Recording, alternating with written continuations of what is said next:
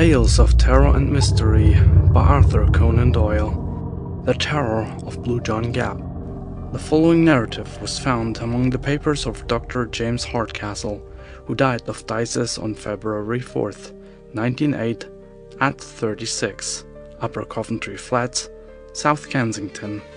Those who knew him best, while refusing to express an opinion upon this particular statement, are unanimous in asserting that he was a man of a sober and scientific turn of mind, absolutely devoid of imagination, and most unlikely to invent any abnormal series of events. The paper was contained in an envelope, which was docketed, a short account of the circumstances which occurred near Miss Ellerton's farm in northwest Derbyshire in the spring of last year. The envelope was sealed, and on the other side was written in pencil, "Dear Seaton, it may interest and perhaps pain you to know that the incredulity with which you met my story has prevented me from ever opening my mouth upon the subject again. I leave this record after my death, and perhaps strangers may be found to have more confidence in me than my friend." Inquiry has failed to elicit who this Seaton may have been. I may add that the visit of the deceased to Ellerton's farm, and the general nature of the alarm there, apart from his particular explanation, have been absolutely established. With this forward, I append his account exactly as he left it. It is in the form of a diary, some entries in which have been expanded, while a few have been erased. April 17th. Already I feel the benefit of this wonderful upland air. The farm of the Ellertons lies 1420 feet above sea level, so it may well be a bracing climate.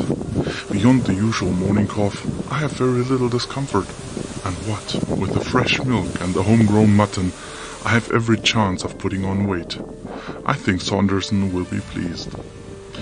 The two Miss Ellertons are charmingly quaint and kind, two dear little hard-working old maids who are ready to lavish all the heart which might have gone out to husband and to children upon an invalid stranger. Truly, the old maid is a most useful person, one of the reserve forces of the community.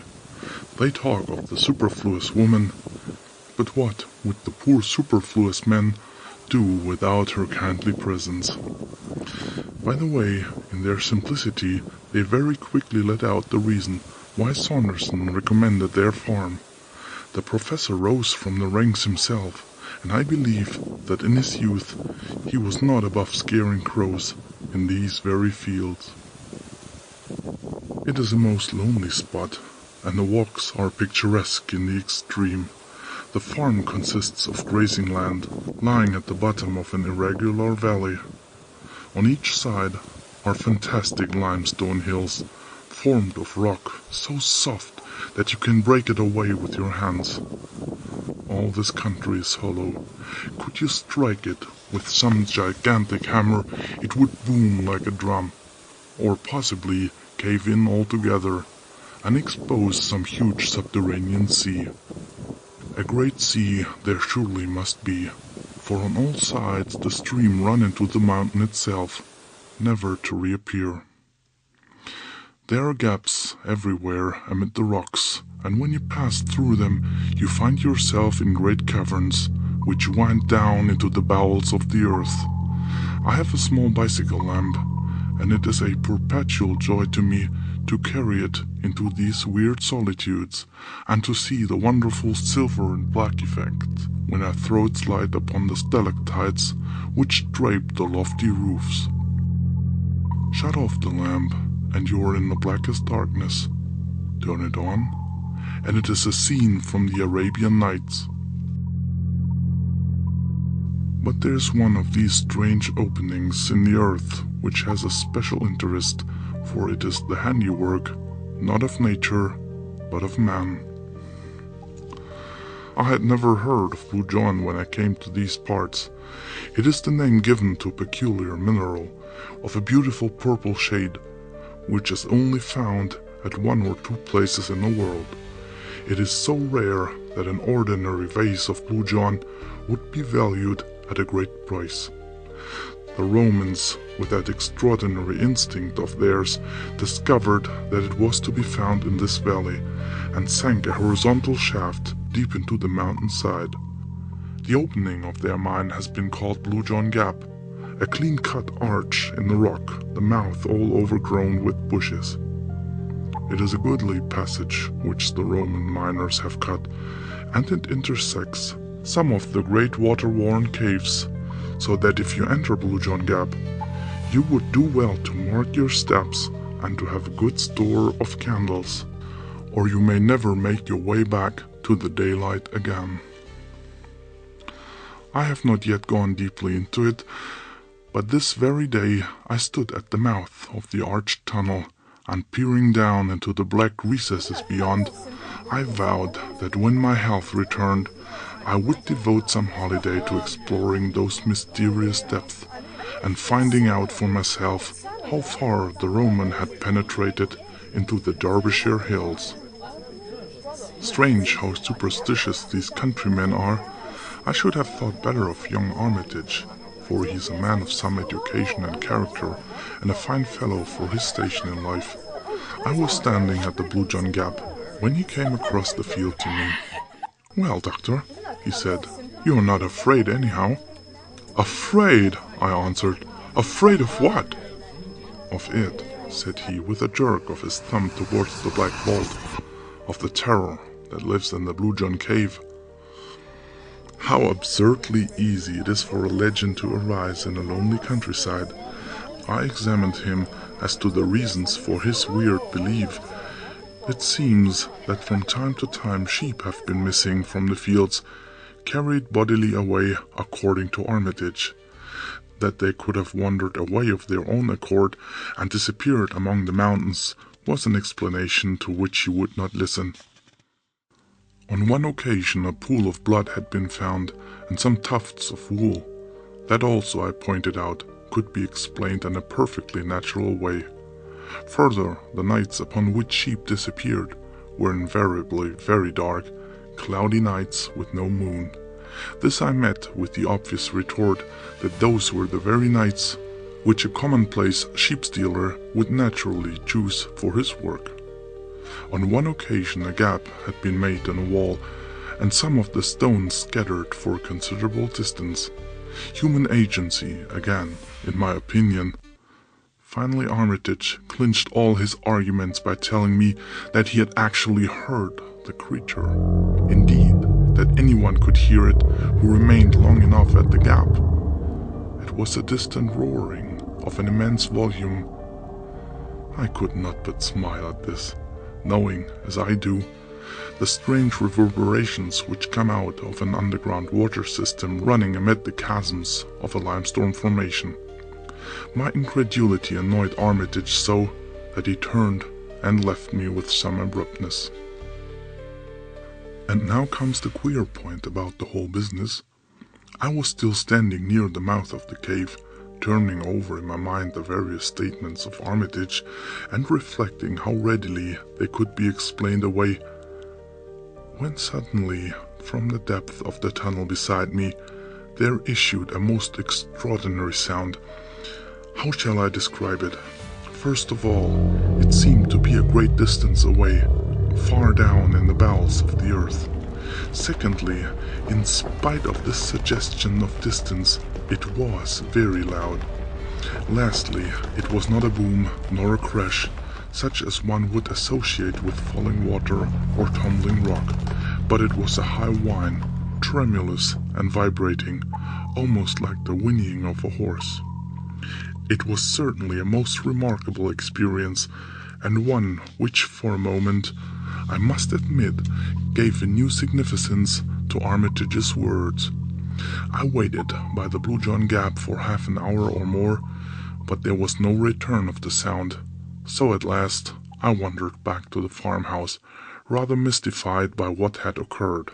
Decidedly, I shall explore that cavern when my strength is restored.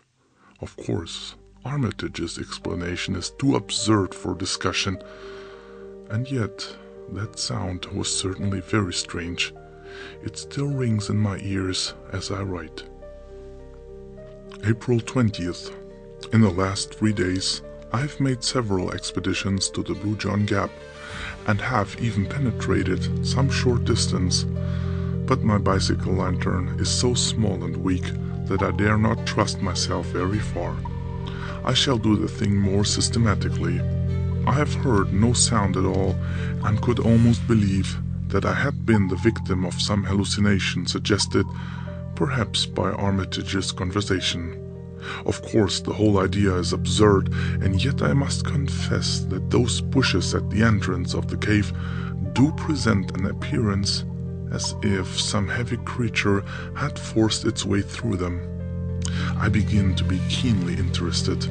I have said nothing to the Miss Allertons, for they are quite superstitious enough already, but I have bought some candles and mean to investigate for myself. I observed this morning that among the numerous tufts of sheep's wool which lay among the bushes near the cavern, there was one which was smeared with blood. Of course, my reason tells me that if sheep wander into such rocky places, they are likely to injure themselves. And yet, somehow that splash of crimson gave me a sudden shock, and for a moment I found myself shrinking back in horror from the old Roman arch. A fetid breath seemed to ooze from the black depth into which I peered. Could it indeed be possible that some nameless thing, some dreadful presence was lurking down yonder? I should have been incapable of such feelings in the days of my strength, but one grows more nervous and fanciful when one's health is shaken. For the moment I weakened in my resolution and was ready to leave the secret of the old mine, if one exists, forever unsolved. But tonight my interest has returned and my nerves grown more steady. Tomorrow I trust that I shall have gone more deeply into this matter.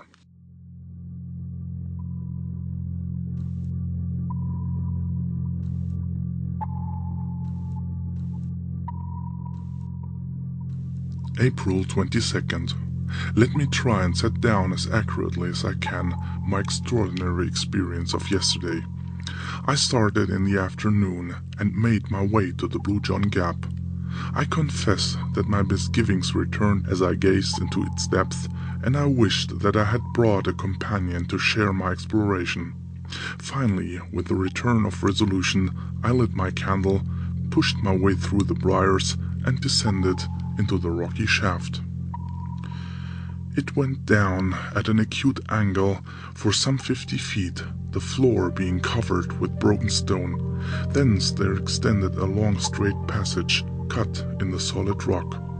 I am no geologist, but the lining of this corridor was certainly of some harder material than limestone, for there were points where I could actually see the tool marks which the old miners had left in their excavation, as fresh as if they had been done yesterday.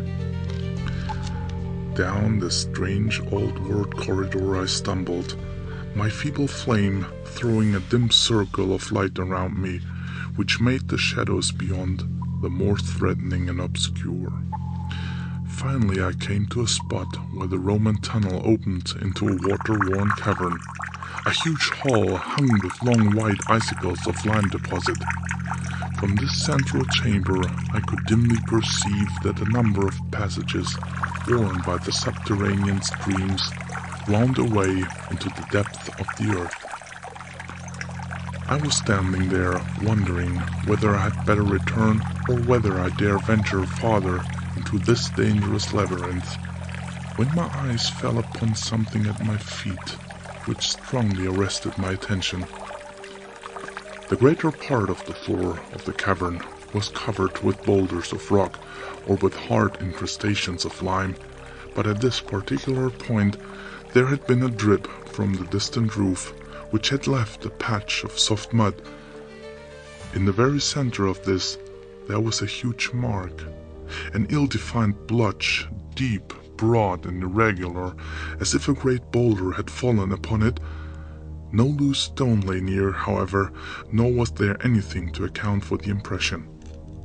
It was far too large to be caused by any possible animal, and besides, there was only the one, and the patch of mud was of such a size that no reasonable stride could have covered it. As I rose from the examination of that singular mark, and then looked round into the black shadows which hemmed me in, I must confess that I felt for a moment a most unpleasant sinking of my heart, and that, do what I could, the candle trembled in my outstretched hand. I soon recovered my nerve, however, when I reflected how absurd it was to associate so huge and shapeless a mark with the track of any known animal. Even an elephant could not have produced it. I determined, therefore, that I would not be scared by vague and senseless fears from carrying out my exploration. Before proceeding, I took good note of a curious rock formation in the wall by which I could recognize the entrance of the Roman tunnel. The precaution was very necessary, for the great cave, so far as I could see, was intersected by passages.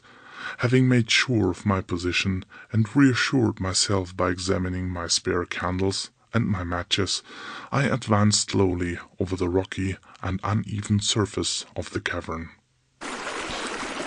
And now I come to the point where I met with such sudden and desperate disaster. A stream, some 20 feet broad, ran across my path, and I walked for some little distance along the bank to find a spot where I could cross dry shod. Finally I came to a place where a single flat boulder lay near the center, which I could reach in a stride. As it chanced, however, the rock had been cut away and made top-heavy by the rush of the stream, so that it tilted over as I landed on it and shot me into the ice-cold water. My candle went out, and I found myself floundering about in utter and absolute darkness. I staggered to my feet again, more amused than alarmed by my adventure. The candle had fallen from my hand and was lost in the stream, but I had 2 others in my pocket, so that it was of no importance. I got one of them ready and drew out my box of matches to light it. Only then did I realize my position. The box had been soaked in my fall into the river. It was impossible to strike the matches. A cold hand seemed to close round my heart as I realized my position. The darkness was opaque and horrible. It was so utter, one put one's hand up to one's face, as if to press off something solid. I stood still, and by an effort I steadied myself. I tried to reconstruct in my mind a map of the floor of the cavern as I had last seen it. Alas, the bearings which had impressed themselves upon my mind were high on the wall and not to be found by touch. Still, I remembered in a general way how the sides were situated, and hoped that by groping my way along them I should at last come to the opening of the Roman tunnel. Moving very slowly and continually striking against the rocks, I set out on this desperate quest. But I very soon realized how impossible it was. In that black velvety darkness one lost all one's bearings in an instant. Before I had made a dozen paces I was utterly bewildered as to my whereabouts. The rippling of the stream, which was the one sound audible, showed me where it lay, but the moment that I left its bank I was utterly lost. The idea of finding my way back in absolute darkness through that limestone labyrinth was clearly an impossible one. I sat down upon a boulder and reflected upon my unfortunate plight. I had not told anyone that I proposed to come to the Blue John mine, and it was unlikely that a search party would come after me. Therefore I must trust to my own resources to get clear of the danger. There was only one hope, and that was that the matches might dry. When I fell into the river, only half of me had got thoroughly wet. My left shoulder had remained above the water, I took the box of matches, therefore, and put it into my left armpit. The moist air of the cavern might possibly be counteracted by the heat of my body, but even so, I knew that I could not hope to get a light for many hours. Meanwhile, there was nothing for it but to wait. By good luck, I had slipped several biscuits into my pocket before I left the farmhouse. These I now devoured and washed them down with the draught from the wretched stream which had been the cause of all my misfortunes. Then I felt about for a comfortable seat among the rocks, and having discovered a place where I could get a support for my back, I stretched out my legs and settled myself down to wait. I was wretchedly damp and cold, but I tried to cheer myself with the reflection that modern science prescribed open windows and walks in all weather for my disease. Gradually, lulled by the monotonous gurgle of the stream and by the absolute darkness, I sank into an uneasy slumber. How long this lasted, I cannot say. It may have been for an hour, it may have been for several. Suddenly, I sat up on my rock couch, with every nerve thrilling and every sense acutely on the alert. Beyond all doubt, I had heard a sound, some sound very distinct from the gurgling of the waters. It had passed, but the reverberation of it still lingered in my ear. Was it a search party? They would most certainly have shouted, and vague as this sound was which had wakened me, it was very distinct from the human voice. I sat palpitating and hardly daring to breathe. There it was again. And again. Now it had become continuous. It was a tread. Yes, surely it was the tread of some living creature. But what tread it was! It gave one the impression of enormous weight, carried upon sponge-like feet, which gave forth a muffled but ear-filling sound. The darkness was as complete as ever, but the tread was regular and decisive, and it was coming, beyond all question, in my direction. My skin grew cold, and my hair stood on end as I listened to that steady and ponderous footfall. There was some creature there, and surely, by the speed of its advance, it was one which could see in the dark. I crouched low on my rock and tried to blend myself into it. The steps grew nearer still, then stopped, and presently I was aware of a loud lapping and gurgling. The creature was drinking at the stream. Then again, there was silence, broken by a succession of long sniffs and snorts of tremendous volume and energy. Had it caught the scent of me? My own nostrils were filled by a low, fetid odor, mephitic and abominable. Then I heard the steps again. They were on my side of the stream now. The stones rattled within a few yards of where I lay. Hardly daring to breathe, I crouched upon my rock. Then the steps drew away. I heard the splash as it returned across the river, and the sound died away into the distance in the direction from which it had come. For a long time I lay upon the rock, too much horrified to move. I thought of the sound which I had heard coming from the depths of the cave, of Armitage's fears, of the strange impression in the mud, and now came this final and absolute proof that there was indeed some inconceivable monster, something utterly unearthly and dreadful, which lurked in the hollow of the mountain. Of its nature or form I could frame no conception, save that it was both light-footed and gigantic.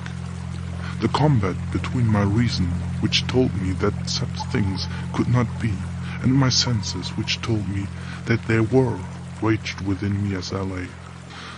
Finally, I was almost ready to persuade myself that this experience had been part of some evil dream, and that my abnormal condition might have conjured up an hallucination. But there remained one final experience which removed the last possibility of doubt from my mind. I had taken my matches from my armpit and felt them. They seemed perfectly hard and dry. Stooping down into a crevice of the rocks, I tried one of them. To my delight, it took fire at once. I lit the candle and, with a terrified backward glance into the obscure depths of the cavern, I hurried in the direction of the Roman passage. As I did so, I passed a patch of mud on which I had seen the huge imprint. Now I stood astonished before it, for there were 3 similar imprints upon its surface, enormous in size, irregular in outline, of a depth which indicated the ponderous weight which had left them. Then a great terror surged over me. Stooping and shading my candle with my hand, I ran in a frenzy of fear to the rocky archway, hastened up it, and never stopped until, with weary feet and panting lungs, I rushed up the final slope of stones, broke through the tangle of briars, and flung myself exhausted upon the soft grass, under the peaceful light of the stars. It was 3 in the morning when I reached the farmhouse, and today I am all unstrung and quivering after my terrific adventure. As yet, I have told no one. I must move warily in the matter. What would the poor lonely women or the uneducated yokels here think of it, if I were to tell them my experience? Let me go to someone who can understand and advise. April 25th. I was laid up in bed for 2 days after my incredible adventure in the cavern. I use the adjective with a very definite meaning, for I have had an experience since which has shocked me almost as much as the other. I have said that I was looking round for someone who could advise me. There's a Dr. Mark Johnson who practices a few miles away, to whom I had a note of recommendation from Professor Saunderson. To him I drove when I was strong enough to get about, and I recounted to him my whole strange experience. He listened intently and then carefully examined me, paying special attention to my reflexes and to the pupils of my eyes. When he had finished, he refused to discuss my adventure, saying that it was entirely beyond him, but he gave me the card of a Mr. Picton at Castleton, with the advice that I should instantly go to him and tell him the story exactly as I had done to himself. He was, according to my adviser, the very man who was preeminently suited to help me. I went on to the station, therefore, and made my way to the little town, which is some 10 miles away. Mr. Picton appeared to be a man of importance, as his breastplate was displayed upon the door of a considerable building on the outskirts of the town. I was about to ring his bell when some misgiving came into my mind, and crossing to a neighboring shop, I asked the man behind the counter if he could tell me anything of Mr. Picton. "Why," said he, "he's the best met doctor in Derbyshire, and yonder is his asylum." You can imagine that it was not long before I had shaken the dust of Castleton from my feet and returned to the farm, cursing all unimaginative pedants who cannot conceive that there may be things in creation which have never yet chanced to come across their mole's vision. After all, now that I'm cooler, I can afford to admit that I have been no more sympathetic to Armitage than Dr. Johnson has been to me. April 27th. When I was a student, I had the reputation of being a man of courage and enterprise. I remember that when there was a ghost hunt at Coldbridge, it was I who set up in the haunted house. Is it advancing years? After all, I'm only 35. Or is it this physical malady which has caused degeneration? Certainly my heart quails when I think of that horrible cavern in the hill, and the certainty that it has some monstrous occupant. What shall I do? There's not an hour in the day that I do not debate the question. If I say nothing, then the mystery remains unsolved. If I do say anything, then I have the alternative of mad alarm over the whole countryside, or of absolute incredulity, which may end in consigning me to an asylum. On the whole, I think that my best course is to wait and to prepare for some expedition which shall be more deliberate and better thought out than the last. As a first step, I have been to Castleton and obtained a few essentials, a large acetylene lantern for one thing, and a good double-barreled sporting rifle for another. The latter I have hired, but I have bought a dozen heavy game cartridges, which would bring down a rhinoceros. Now I am ready for my troglodyte friend. Give me better health and a little spate of energy, and I shall try conclusions with him yet. But who or what is he? Ah, there is the question which stands between me and my sleep. How many theories do I form, only to discard each in turn? It is all so utterly unthinkable. And yet the cry, the footmark, the tread in the cavern, no reasoning can get past these, I think, of the old world legends of dragons and of other monsters. Were they, perhaps, not such fairy tales as we have thought? Can it be that there's some fact which underlies them? And am I, of all mortals, the one who's chosen to expose it? May 3rd.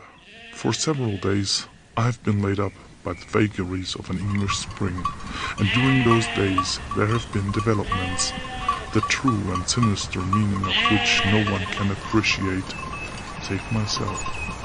I may say that we have had cloudy and moonless nights of late, which, according to my information, were the seasons upon which sheep disappeared.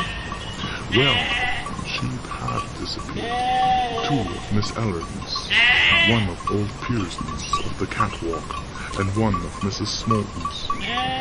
4 in all during 3 nights. No traces left of them at all, and the countryside is buzzing with rumors of gypsies and of sheep stealers. But there's something more serious than that. Young Armitage has disappeared also. He left his Moorland cottage early on Wednesday night and has never been heard of since. He was an unattached man, so there's less sensation than would otherwise be the case. The popular explanation is that he owes money and has found a situation in some other part of the country whence he will presently write for his belongings. But I have grave misgivings. Is it not much more likely that the recent tragedy of the sheep has caused him to take some steps which may have ended in his own destruction? He may, for example, have lain in wait for the creature and had been carried off by it into the recesses of the mountains. What an inconceivable fate for a civilized Englishman of the 20th century. And yet I feel that it is possible, and even probable. But in that case, how far am I answerable both for his death and for any other mishap which may occur? Surely, with the knowledge I already possess, it must be my duty to see that something is done, or if necessary, to do it myself. It must be the latter, for this morning I went down to the local police station and told my story. The inspector entered it all in a large book and bowed me out with commendable gravity, but I heard a burst of laughter before I had got down the garden path. No doubt he was recounting my adventure to his family. June 10th. I'm writing this, propped up in bed, 6 weeks after my last entry in this journal. I have gone through a terrible shock both to mind and body, arising from such an experience as has seldom befallen a human being before. But I have attained my end. The danger from the terror which dwelt in the Blue John Gap has passed, never to return. Thus much, at least, I, a broken invalid, have done for the common good. Let me now recount what occurred as clearly as I may. The night of Friday, May 3rd, was dark and cloudy, the very night for the monster to walk. About 11 o'clock I went from the farmhouse with my lantern and my rifle, having first left a note upon the table of my bedroom in which I said that, if I were missing, search should be made for me in the direction of the gap. I made my way to the mouth of the Roman shaft, and having perched myself among the rocks close to the opening, I shut off my lantern and waited patiently with my loaded rifle ready to my hand. It was a melancholy vigil. All down the winding valley I could see the scattered lights of the farmhouses and the church clock of Chapel Ladale, tolling the hours, came faintly to my ears. These tokens of my fellow men served only to make my position seem the more lonely, and to call for a greater effort to overcome the terror which tempted me continually to get back to the farm and abandon forever this dangerous quest. And yet there lies, deep in every man, a rooted self-respect which makes it hard for him to turn back from that which he had once undertaken. This feeling of personal pride was my salvation now, and it was that alone which held me fast when every instinct of my nature was dragging me away. I'm glad now that I had the strength, in spite of all that it has cost me. My manhood is at least above reproach. 12 o'clock struck in a distant church, then 1, then 2. It was the darkest hour of the night. The clouds were drifting low, and there was not a star in the sky. An owl was hooting somewhere among the rocks, but no other sound, save the gentle sough of the wind, came to my ears. And then suddenly I heard it. From far away down the tunnel came those muffled steps, so soft and yet so ponderous. I heard also the rattle of stones as they gave way under the giant tread. They drew nearer. They were close upon me. I heard the crashing of the bushes round the entrance, and then dimly through the darkness I was conscious of the loom of some enormous shape, some monstrous inchoate creature passing swiftly and very silently out from the tunnel. I was paralyzed with fear and amazement. Long as I had waited, now that it had actually come, I was unprepared for the shock. I lay motionless and breathless, whilst the great dark mass whisked by me and was swallowed up in the night.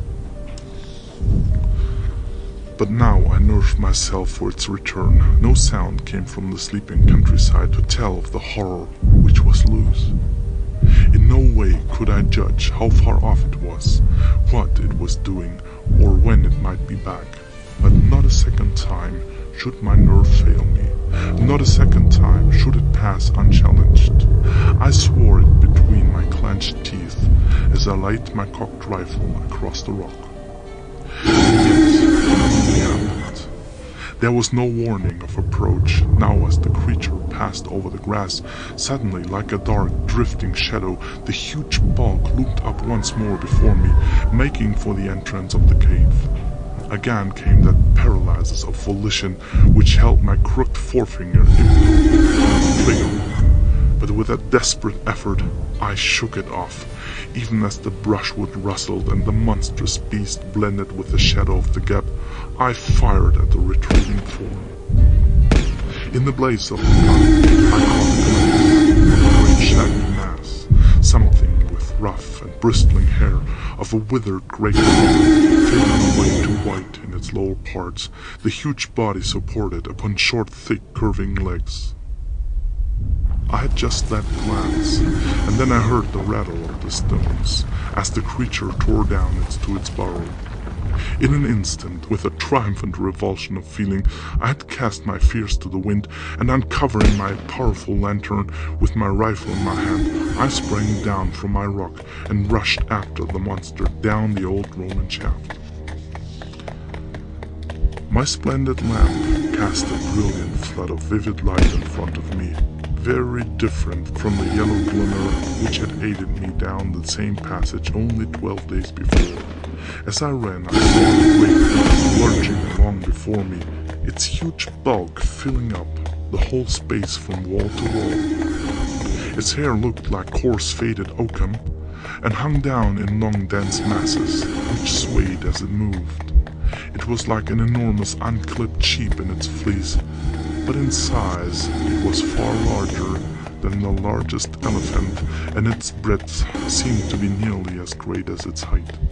It fills me with amazement now to think that I should have dared to follow such a horror into the bowels of the earth. But when one's blood is up, and when one's quarry seems to be flying, the old primeval hunting spirit awakes, and prudence is cast to the wind. Rifle in hand, I ran at the top of my speed upon the trail of the monster. I had seen that the creature was swift. Now I was to find out, to my cost, that it was also very cunning. I had imagined that it was in panic flight, and that I had only to pursue it. The idea that it might turn upon me never entered my excited brain. I have already explained that the passage down which I was racing opened into a great central cave. Into this I rushed, fearful lest I should lose all trace of the beast. But he had turned upon his own traces, and in a moment we were face to face. That picture, seen in the brilliant white light of the lantern, is etched forever upon my brain. He had reared up on his hind legs as a bear would do, and stood above me, enormous, menacing, such a creature as no nightmare had ever brought to my imagination. I have said that he reared like a bear, and there was something bear-like, if one could conceive a bear, which was tenfold the bulk of any bear seen upon earth. In his whole pose and attitude, in his great crooked forelegs with their ivory white claws, in his rugged skin, and in his red gaping mouth fringed with monstrous fangs. Only in one point did he differ from the bear, or from any other creature which walks the earth, and even at that supreme moment a shudder of horror passed over me as I observed that the eyes which glistened in the glow of my lantern were huge projecting bulbs, white and sightless. For a moment his great paw swung over my head. The next he fell forward upon me. I and my broken lantern crashed to the earth, and I remember no more.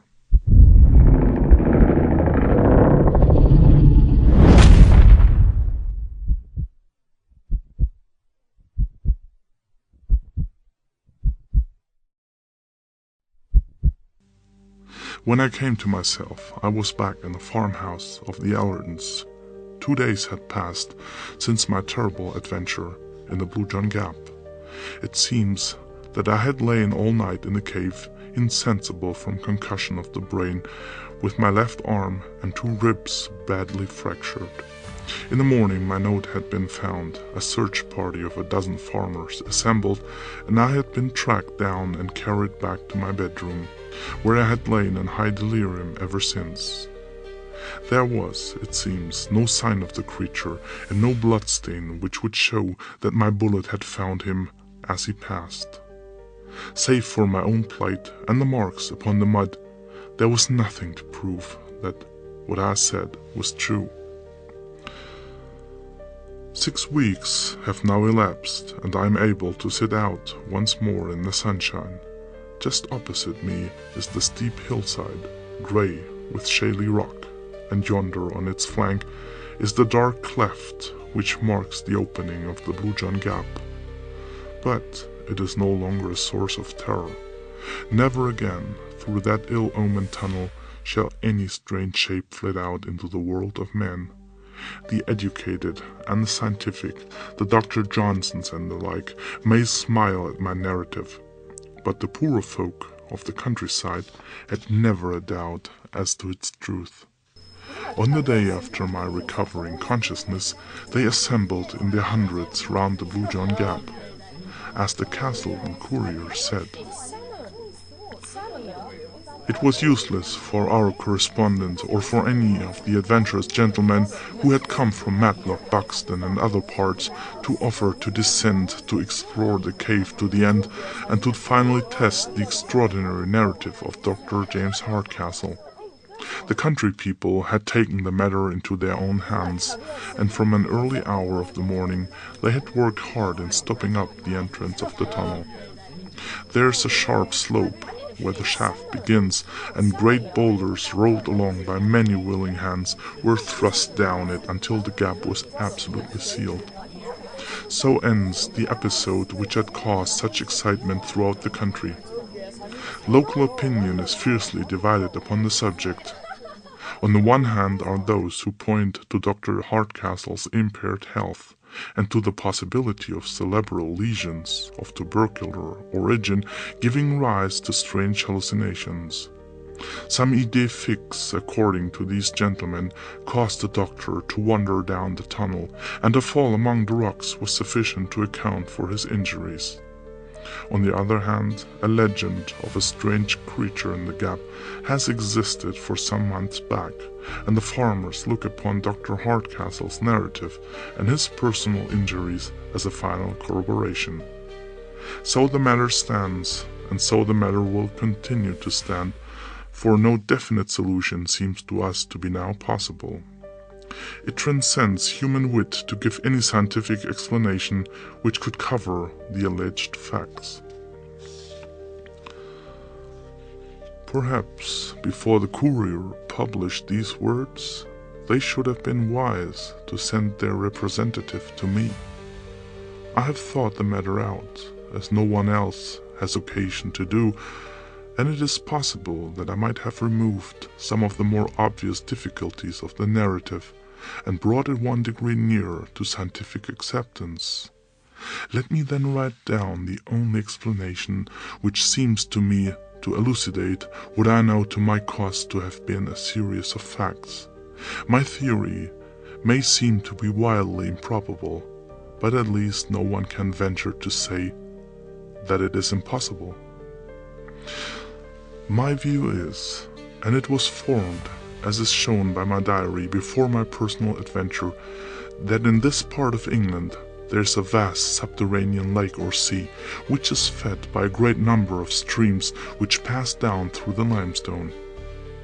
Where there is a large collection of water, there must also be some evaporation, mists or rain, and a possibility of vegetation. This in turn suggests that there may be animal life arising, as the vegetable life would also do, from those seeds and types which had been introduced at an early period of the world's history, when communication with the outer air was more easy. The place had then developed a fauna and flora of its own, including such monsters as the one which I had seen, which may well have been the old cave bear, enormously enlarged and modified by its new environment. For countless eons, the internal and the external creation had kept apart, growing steadily away from each other.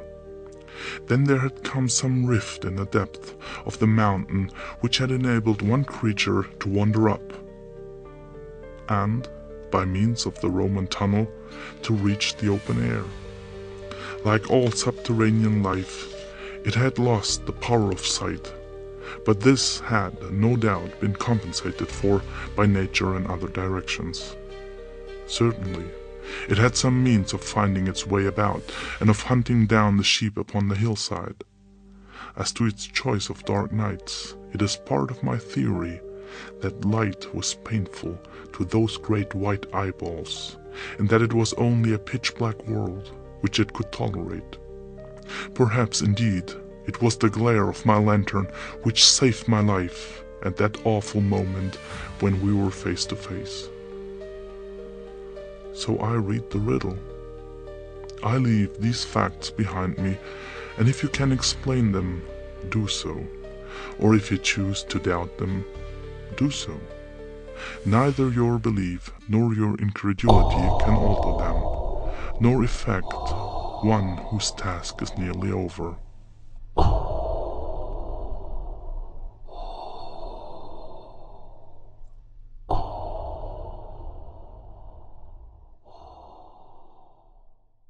So ended the strange narrative of Dr. James Hardcastle.